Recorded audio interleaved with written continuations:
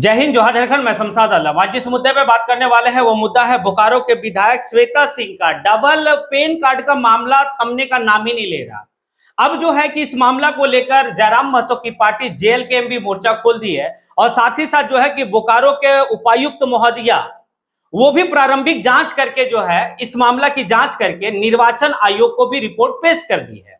आज इसी के ऊपर बात करेंगे और विस्तार रूप से बात करेंगे। आप लोग वीडियो में अंत तक बने रहिए और ये भी समझेंगे कि क्या जो है श्वेता सिंह की विधायकी 100% जाने वाली है और लगभग तय है कि श्वेता सिंह कहां कहां मिस्टेक की है हलफनामा में, जब चुनावी हलफनामा वहां क्या मिस्टेक की है, ये सारी बात करेंगे। और इस मिस्टेक के आधार पर हम लोग कह सकते हैं कि श्वेता सिंह की विधायकी जा सकती है, क्योंकि अब जयराम महतो की पार्टी अगर इसमें कूद गई है तो भाई बात ही कुछ अलग होने वाला है। तो चलिए सारा बात को कॉन्सेप्ट से समझते हैं। श्वेता सिंह का जो बोकारो की विधायक है उसका मामला अच्छी तरीके से अभी जो है कि पूरा ट्रेंड में चल रहा, लोग जो है कि इस मामला को काफी ज्यादा सेंसिटिव में देखें।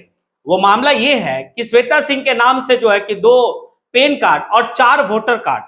अब यहां पर एक मामला जो है कि स्पष्ट रूप से देखा गया कि श्वेता सिंह के ऊपर एक बकाया भी है, यानी कि सरकार का बकाया राशि है जो चुनावी हलफनामा में जो है कि उस बकाया का कोई विवरण नहीं है, यानी कि बकाया को छिपाने का भी बात हुआ है। तो बकाया आखिर क्या है?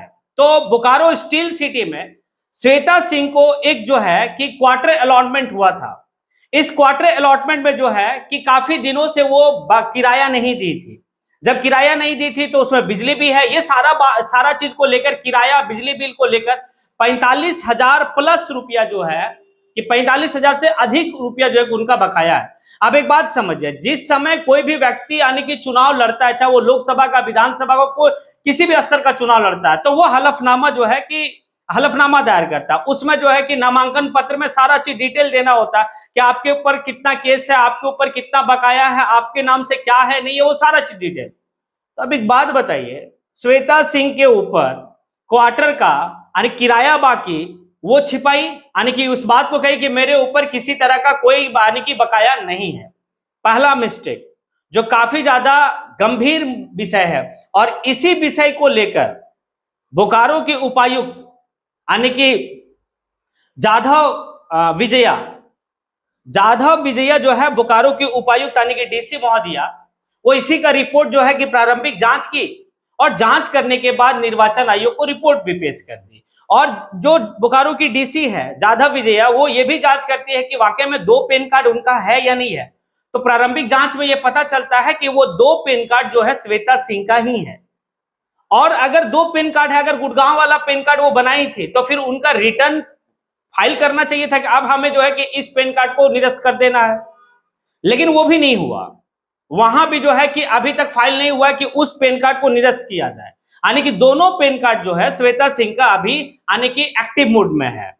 ये भी प्रारंभिक जांच करके जो बोकारो की डीसी है वो यानी कि निर्वाचन आयोग को पेश कर दी है। अब देखिए इस मामला को लेकर बोकारो की डीसी जो है आखिर इतना एक्टिव क्यों दिखी।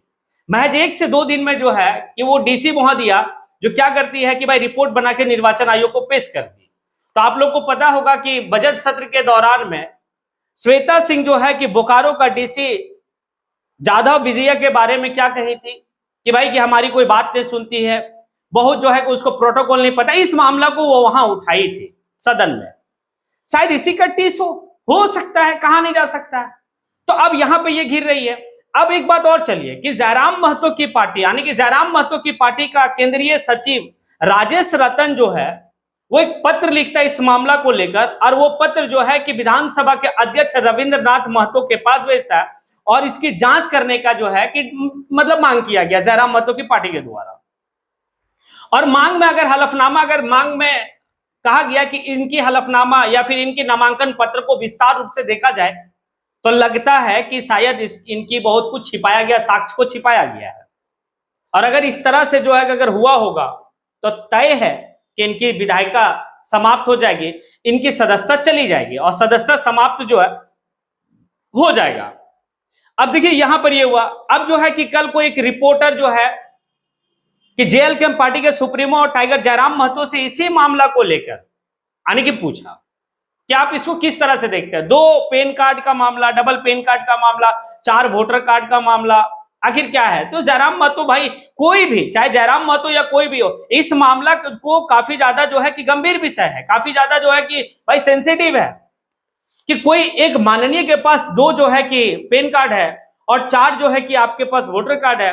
एक वोटर कार्ड आपका कोरस्पोंडेंसी कोर्स मतलब कोरस्पोंडेंसी एड्रेस जो है कि आपका झारखंड का भी है और दूसरे स्टेट का भी है। तो ये तो काफी गंभीर विषय है, इसके ऊपर जांच होनी चाहिए। ये बात जयराम महतो भी कह रहा, जांच होनी चाहिए और बिल्कुल जांच होनी चाहिए। और जांच अगर बेहतर तरीके से होता है तो ये तय है कि श्वेता सिंह फंसते हुए जा रही है, और फंस भी रही है तो बहुत बिजोड़ फंस रही है। मतलब कोई नहीं बचा सकता उनकी सदस्यता जाने से, क्योंकि हलफनामा में आप एक बात और देखिए, वो 2 टर्म में चुनाव को हम थोड़ा सा लेके चलते हैं, क्योंकि 2019 में श्वेता सिंह इसी कांग्रेस पार्टी से चुनाव लड़ी थी। श्वेता सिंह कौन है ये बात तो आप लोग को अच्छी तरीके से पता है, समरेश सिंह की बहू। समरेश सिंह एक कद्दावर नेता झारखंड का, वो जो है कि श्वेता सिंह 19 में जो है कांग्रेस पार्टी से चुनाव लड़ती है, और कांग्रेस पार्टी से जब वो चुनाव लड़ी तो उस समय जो वो दाखिल की थी अपना नामांकन पत्र, उस नामांकन पत्र में अगर आप देखेंगे तो श्वेता सिंह का स्पेलिंग जो है वो कुछ और था, यानी कि SHW। अब यहां पर ये 2024 में जो श्वेता सिंह जो है कि जो नामांकन पत्र भरी है उसमें जो नाम है वो नाम जो है कि आप TTA करके ऐसे जो है कि श्वेता में है। मतलब दोनों का जो है कि नाम अलग अलग है, स्पेलिंग अलग है। 2019 का चुनावी हलफनामा में जो है स्पेलिंग कुछ और है और 2024 में स्पेलिंग कुछ और है। तो भाई हमें लगता है कि उस समय का जो डॉक्यूमेंट्स होगा उसमें कुछ और स्पेलिंग होगा और इस समय यानी कि 2024 का डॉक्यूमेंट्स में स्पेलिंग कुछ होगा। तो आखिर जो है कि हो क्या रहा है, एक तो गंभीर विषय है। अब इसमें जो है कि कुछ लोगों का कहना है कि जयराम महतो से जिस तरीके से सलूक किया गया था, क्योंकि जिस तरीके से बोकारो का मामला को लेकर जयराम महतो श्वेता सिंह के बीच में किस तरह से जो है कि तू मैं हुआ, बहुत बेहतर जो है कि दोनों में जो है कि कॉम्बिनेशन नहीं रहा। वो साफ इस बात को कहती है कि ये मेरा विधानसभा क्षेत्र है, आप उसको कह रहे हैं मेरा विधानसभा क्षेत्र है जिसका बाप दादा जो है कि झारखंड को बिहार से अलग करने में अपना बलिदान दिया हो, आप उसको कह रहे हैं ये मेरा विधानसभा क्षेत्र है, आप यहां नहीं आ सकते। और आप हैं कहां का? आप है बिहार का, आपका वोटर कार्ड बिहार में भी है, आप बिहार का जो है कि हैं रहने वाले। और वो कह रहा था प्योर झारखंडी, खतियानी झारखंडी को इस तरह का। भाई दिल में दर्द होता है कि अगर कोई बाहरी आके हमें इस बात को कह रहा है कि तुम झारखंडी हो या नहीं हो, ये प्रूफ दो। कौन कह रहा है? जो खुद झारखंडी नहीं है। अब राजेश रतन जो है आखिर पत्र जो लिखे हैं तो बहुत कुछ अपने आप में एक मायने रखता है। जयराम महतो की पार्टी एक पत्र लिखी है और विधानसभा के अध्यक्ष से यह मांग किया है कि इसके ऊपर कार्रवाई किया जाए, इसके ऊपर जांच किया जाए।